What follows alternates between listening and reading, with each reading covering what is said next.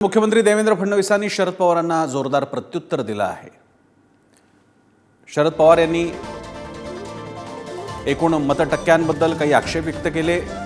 काँग्रेस आणि शिंदेंची शिवसेना याच्यातल्या मतांच्या एकूण संख्येत 1 लाखाचा फरक असताना शिंदेंची शिवसेना 50 पेक्षा जास्त आमदार त्यांचे येतात आणि काँग्रेसचे फक्त 10-15 येतात याच्यावरती त्यांनी आक्षेप व्यक्त केला होता।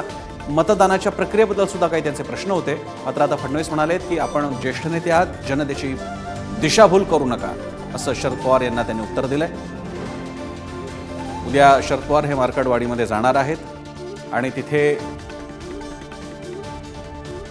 पर्यायी मतदानाचा जो प्रयोग तिकडचे गावकरी घेऊ पाहत होते तो होऊ द्यायला हवा असं मत त्यांनी व्यक्त केलं।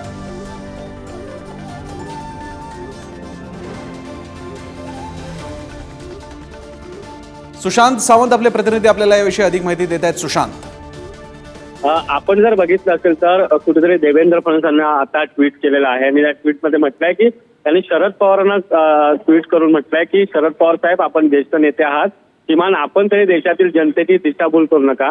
ज्या पद्धतीने विरोधकांकडून आरोप होतोय, ईव्हीएम बद्दल ज्या पद्धतीने विरोधकांकडून आरोप केला जातोय त्यावरच कुठेतरी आता देवेंद्र फडणवीसांनी ट्विट करून भाष्य केलंय। त्यांच्या ट्विटमध्ये असं म्हटलंय की 2024 लोकसभेत काय झालं ते पाहू। भाजपला मतं 1,49,000 ते 13,914 आणि जागा 9, पण काँग्रेसला मतं 96,41,856 आणि जागा 13 असं त्यांनी कुठेतरी लोकसभा निवडणुकीचा दाखला देत, मतांचा दाखला देत त्यांनी थेट शरद पवारांना इशारा दिलाय। शरद पवारांवर त्यांनी टीका केली आहे। त्यामुळे कुठेतरी विरोधकांकडून जो आरोप होत आहे सातत्याने ईव्हीएम बद्दल ज्या पद्धतीने माहितीवर टीका केली जात आहे त्याला कुठेतरी देवेंद्र फडणवीस यांनी ट्विटच्या माध्यमातून उत्तर दिल्याचं आपल्याला पाहायला मिळत आहे। धन्यवाद सुशांत, तुम्ही दिलेल्या या माहितीबद्दल।